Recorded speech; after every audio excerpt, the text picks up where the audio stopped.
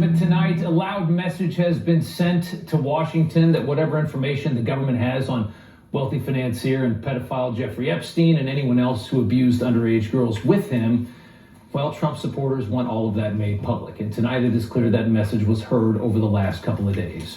Earlier today on the White House lawn, the president showing his support for his Attorney General Pam Bondi, but also making it very clear that any information that is credible about any of this should be released to the American public. Take a listen. She's given us just a very quick briefing, and in terms of the credibility of the different things that they've seen, she's handled it very well, and it's going to be up to her. Whatever she thinks is credible, she should release. Whatever is credible should be released. He knows this has become a key issue with the people who support him the most, have supported him for the past 9 years. He sounded different today. House Speaker Mike Johnson will be critical in whether or not Ghislaine Maxwell can testify in front of Congress on all of this. And he and Congressman James Comer sounding very much the same. The head of the Oversight Committee, Comer, indicating full support for Maxwell to testify. They both say they want transparency from the government on Jeffrey Epstein. It's a very delicate subject, but we should put everything out there and let the people decide. I agree with the sentiment that we need to put it out there. And you know, Pam Bondi, she needs to come forward and explain that to everybody. I like Pam. I mean, I think she's done a good job. We need the DOJ focusing on the major priorities. So let's get this thing resolved. Best advice for Pam Bondi is what? Very quickly. You know, take the ball and run with it. People want to see accountability. There have been a lot of investigations. The deep state has been exposed thanks to Radcliffe and Kash Patel. Let's start prosecuting these people. Let's set some examples out of some people. Pressure appears to be working. We're hearing things sounding pretty good. Again, this is what MAGA voters voted for. Yeah. A government for the people, where the rich and the powerful get the same justice as the rest of us. You may have noticed the Epstein story was almost nowhere to be found, though, on Fox News these last couple of days, after months of very consistent coverage. And over the weekend, Turning Point founder Charlie Kirk and Megyn Kelly spent a lot of time talking about Epstein at the TPUSA event in Florida. It sounded like this. Make some noise if you care about the Jeffrey Epstein scandal. Raise your hand if it matters a lot to you. Raise your hand. So every hand of 7,000 people. I've got to be honest, I blame Pam Bondi. She has never missed an opportunity to go on television and dangle sweet nothings that might be coming your way. Her words on the record on Fox News are diametrically opposed to what she put in this memo. She's embarrassed the president. She's embarrassed herself. So we saw that moment over the weekend. That was a big moment. And then on Monday, you heard Charlie Kirk say to the administration that he trusted the administration to do what's right and said that he was done talking about this issue of Jeffrey Epstein. Well, today, Charlie went back on and said he only meant he was done talking about it in yesterday's show, indicating that he will continue to push on this issue and to push it forward and push for transparency on all of this. So it's pretty obvious that a lot of people don't really know what to do with this. There's a lot of people that are very scared because it's clear that the White House didn't want this to be a subject, but Trump's base, his supporters and base, care about it. And so there was a bit of a conflict there. And a lot of TV hosts are terrified of what to say and how to say it because they don't want to lose their audience and they don't want to piss off the White House at the same time. So it becomes a bit of a catch-22.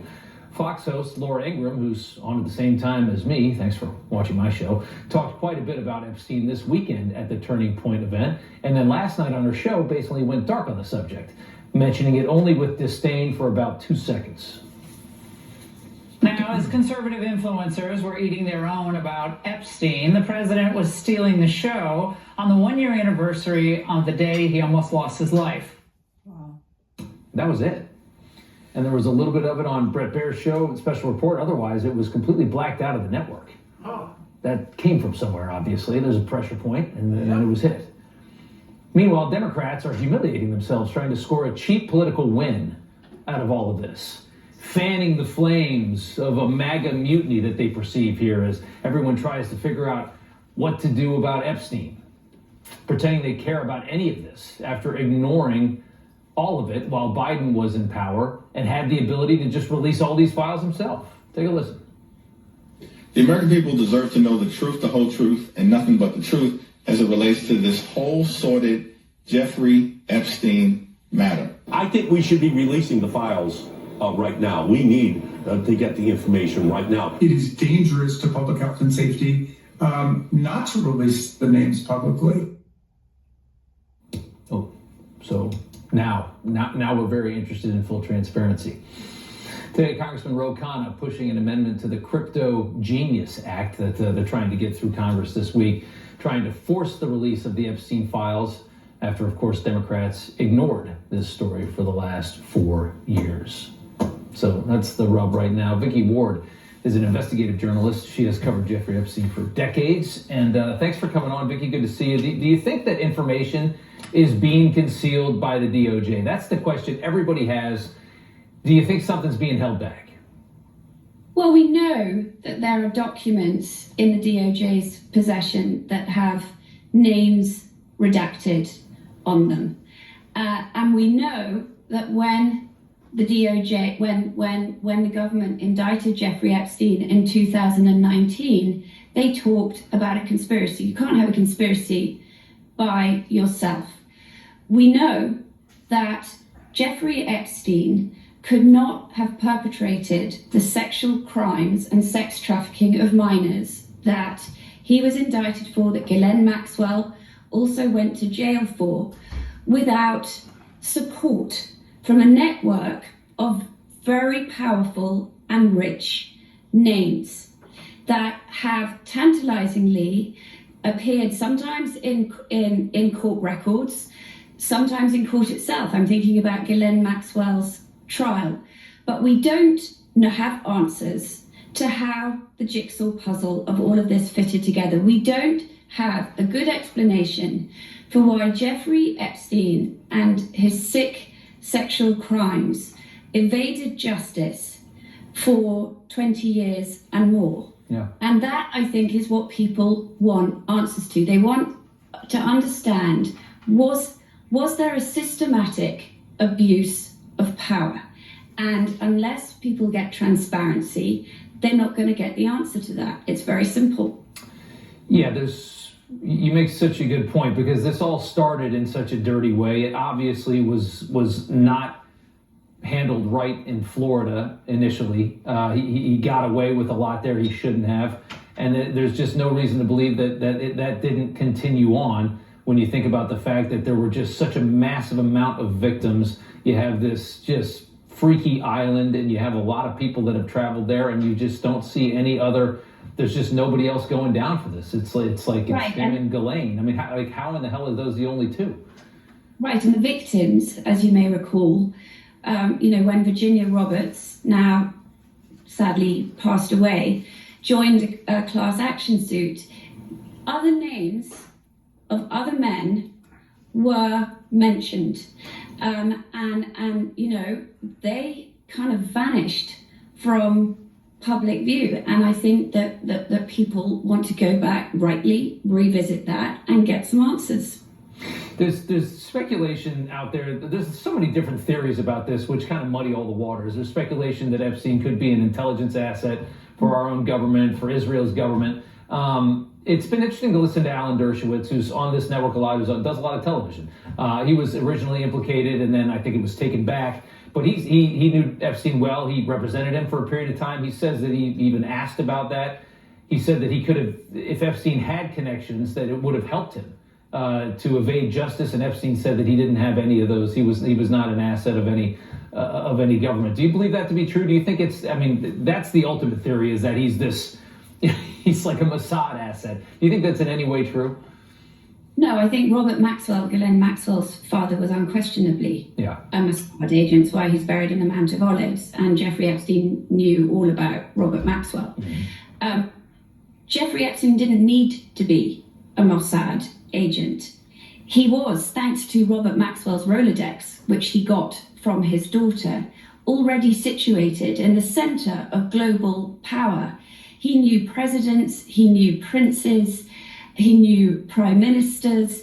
And when you are that connected, you don't need to be on somebody's payroll to wield extraordinary influence. And Alan knows very well, and I know Alan well. I have a lot of respect for him. We've talked at length about this for many, many years at this point. But Alan's legal bills, when he was Jeffrey's attorney, were in effect being funded indirectly from Leslie Wexner, who was Jeffrey Epstein's benefactor for reasons we still don't fully understand. Leslie Wexner is the richest supporter of Israel in this country. So while Jeffrey Epstein was the beneficiary of Leslie Wexner's wealth, we know that thanks to that, he was meeting with Bill Clinton in the Clinton White House.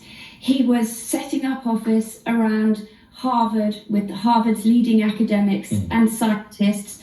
We know that Ehud Barak, former Israeli prime minister, was having meetings in his house. So too were Saudi leaders, so too were African leaders.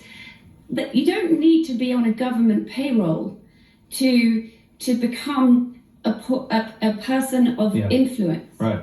Do you, really quick before I let you go, the fact that the president came out on the White House lawn today and said that anything that's credible, and it's pretty clear that he is concerned about what's credible in this and what's not, because if you just blow all this out with a bunch of names, I do believe that there's going to be people that were tethered to Epstein in some way. He's a popular Palm Beach, New York guy. He had a ton of friends. And I don't think that everybody that knew Epstein and flew on his plane is a pedophile. I just don't believe that. I think there is a genuine concern there for those people, and I think I understand that. But the president came out today and said that anything that is credible should be released. Did that satiate you as far as what the White House response to this? Well, I think he's clearly heard. He's got the message, and I think it is going to be important to sort out the wheat from the chaff on this, because Jeffrey Epstein knew a tremendous number of people who shouldn't be implicated, but he was propped up by a small circle of very rich, very powerful people. Without the money that enabled him, he would never have committed the sex crimes. And I say that because in the 1980s, when he didn't have the money, there's no evidence that he was having sex with minors or trafficking minors. So there are people who should walk away from this feeling good, and then there are those who should not. And it's time to find out who's who. Well said. Vicky, thanks for coming on. We appreciate it.